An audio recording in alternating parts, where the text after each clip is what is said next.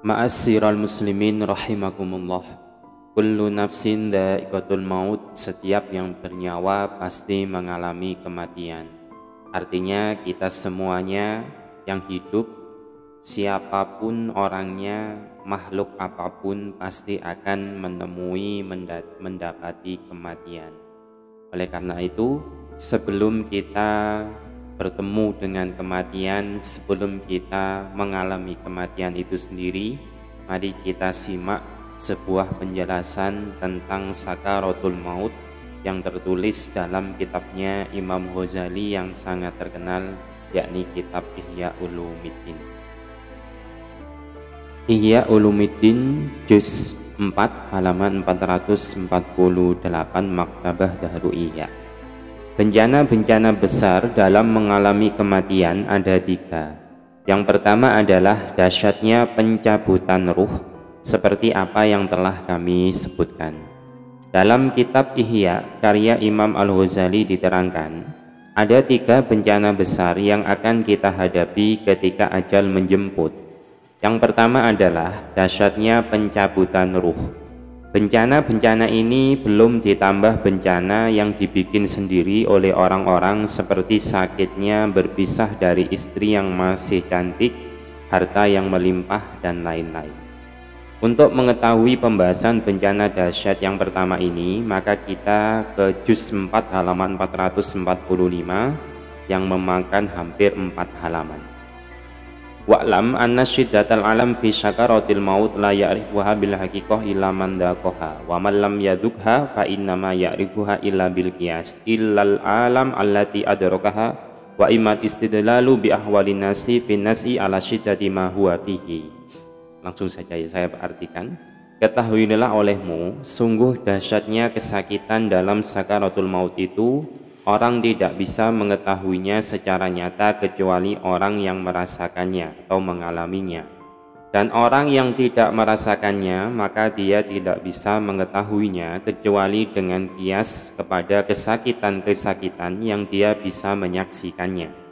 Dan ada kalanya mengetahui dengan mengambil petunjuk pada keadaan-keadaan manusia ketika dalam nazah, pencabutan ruh oleh malaikat, atas dasarnya apa yang mereka sedang alami.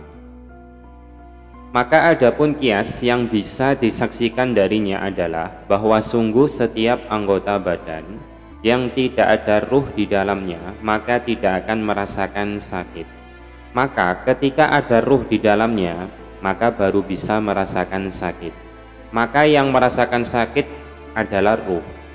Kalau anggota tubuh terkena luka ataupun terbakar, dampaknya sakitnya akan menjalar kepada ruh. Seukuran apa yang menjalar kepada ruh, maka ruh mengalami atau merasa sakit. Dan yang merasakan sakit terpisah-pisah kepada daging, darah, dan seluruh bagian tubuh. Tidaklah mengenai ruh kecuali hanya sebagian kesakitan. Jika yang mengalami kesakitan ini adalah yang langsung bersentuhan dengan diri ruh itu sendiri, dan tidak mengenai yang lain, maka betapa besarnya rasa kesakitan itu dan betapa dahsyatnya.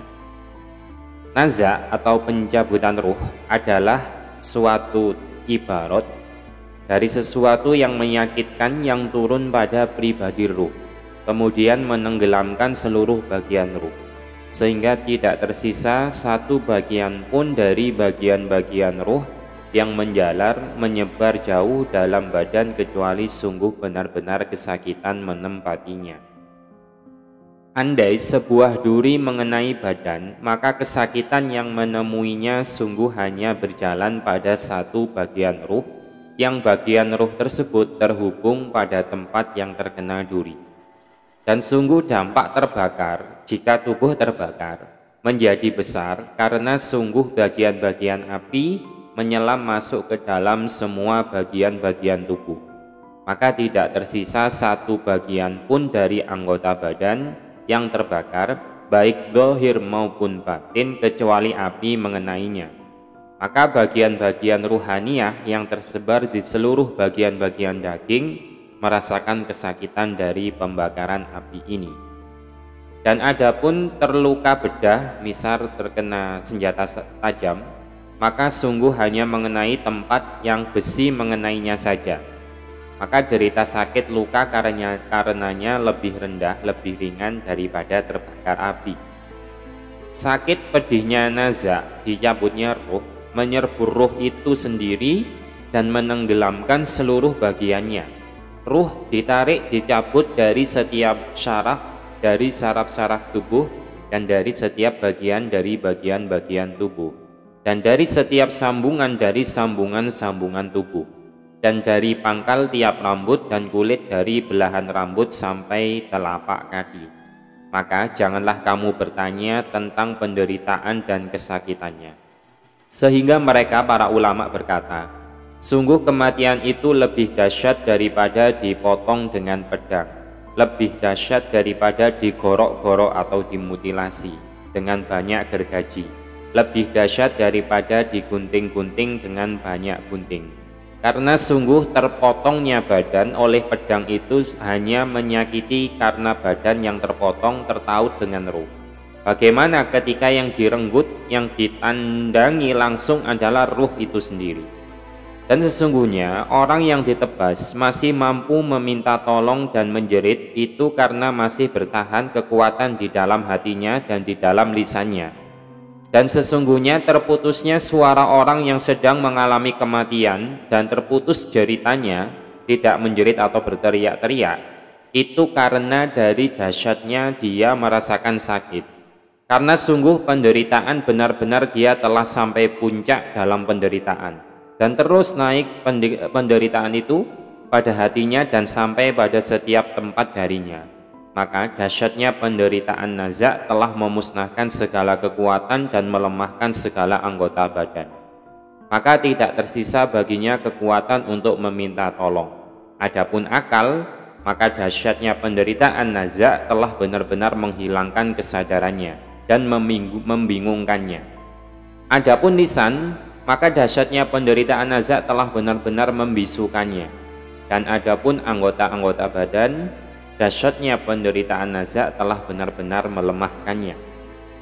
Dia atau orang yang sedang naza menginginkan andai dia kuasa untuk beristirahat dengan jalan merintih, mengerang dan berteriak menjerit dan meminta tolong, akan tetapi dia tidak kuasa melakukan itu semua.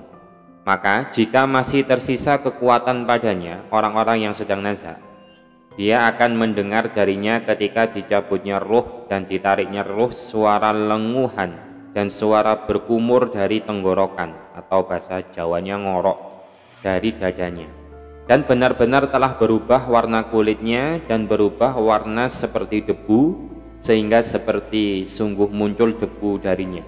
Debu adalah asal penciptaannya dan telah ditarik darinya semua urat dengan daya kekuatannya. Maka rasa sakitnya menyebar di bagian di dalamnya dan keluarnya sampai naik ke kedua bola matanya, sampai kedua pelupuk atas kedua matanya, dan menyusut kedua bibirnya, dan lidahnya mengkerut ke asalnya, dan naik kedua testis atau perisilannya ke bagian atas tempat keduanya, dan jadi hijau atau menghitam ujung jari-jarinya. Maka jangan Anda bertanya tentang badan yang ditarik dicabut darinya seluruh urat dari urat-urat badan. Dan andaikan yang ditarik dicabut hanya satu urat, maka sungguh rasa sakitnya sangat besar. Maka bagaimana yang ditarik atau dicabut adalah ruh itu sendiri. Yang menderita rasa sakit bukan hanya satu urat, tapi semua atau seluruh urat-urat tubuh.